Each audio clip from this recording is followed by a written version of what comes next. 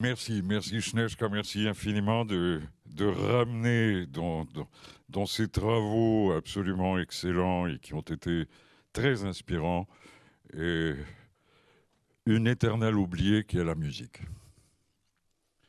Pourquoi oublier? Parce que malheureusement, depuis des décennies, elle est devenue un champ un tout petit peu de divertissement ou alors un champ d'une certaine culture considérée élitiste. Sauf qu'elle est, tout à l'heure, M. Leit parlait du chemin de Saint-Jacques. Le chemin de Saint-Jacques, c'était aussi une communion musicale. Nous avions les Minnesänger qui venaient du Nord, nous avions les troubadours qui venaient de Provence, et on avait les juglares en Espagne. Et tout cela a créé un mouvement qui a eu un ouvrage absolument remarquable avec les chansons d'Alphonse X le Sage, qui ont été des hauts moments de la musique médiévale. La musique a toujours été croisement, elle est hybridité. Donc elle est, par son essence même, elle est humanité et elle est européenne. Quand vous allez en Océanie, aux États-Unis même, et que vous entendez du Beethoven, ou vous entendez du Fauré, ou vous entendez du Falla, on dit c'est de la musique européenne. Donc cette identité culturelle qui est la musique aujourd'hui, à partir d'une aventure d'un petit métèque qui est arrivé il y a 21 ans à Bougival et qui a vu avec désespoir que la maison de Pauline Viardot, cette mère Europe, complètement oubliée, méconnue, autour de laquelle s'est forgée une véritable conscience culturelle européenne. À la suite de ces discussions, il y avait quelqu'un qui était là, qui s'appelait Victor Hugo et qui a écrit Les États-Unis d'Europe. À la suite des discussions qu'il avait dans les salons de Pauline Viardot. Mais il y avait aussi la Dacha de Turgenev, mais il y avait aussi la maison où Carmen est né.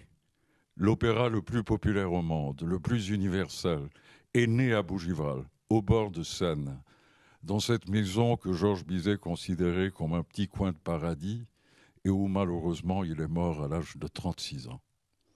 À partir de ce patrimoine, ce n'était pas le but, en tout cas, que je me suis donné, et j'ai consacré 21 ans de ma vie à cela, c'était de donner un avenir à ce souvenir.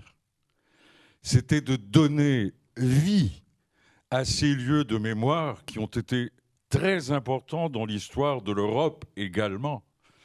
Car dans les salons de Pauline, il y avait tout ce que l'Europe comptait de grands esprits, de l'oral à l'Atlantique. Il y avait aussi Charles Dickens, il y avait aussi Henry James qui étaient là.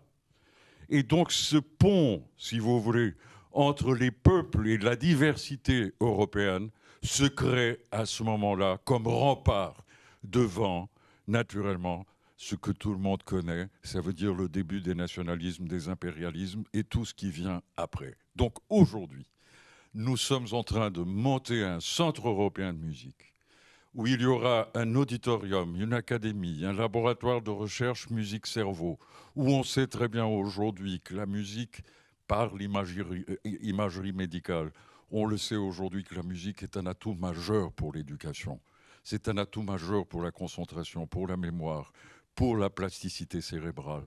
Aussi ce que la musique apporte comme thérapie pour des maladies comme le Alzheimer, comme le Parkinson, pour des troubles de comportement comme l'autisme. Donc tout cela va être concentré dans cet espace qui sera le premier quartier de culture éco-responsable en Europe et qui aujourd'hui est la source d'un réseau d'une nouvelle narrative. Car aujourd'hui, j'ai la chance que mon ami Carlos Moedas vient d'être élu maire de Lisbonne et qu'il a inscrit l'idée que nous portons de quartier de culture dans son programme électoral. On va s'arrêter là avec le concept. Merci Georges.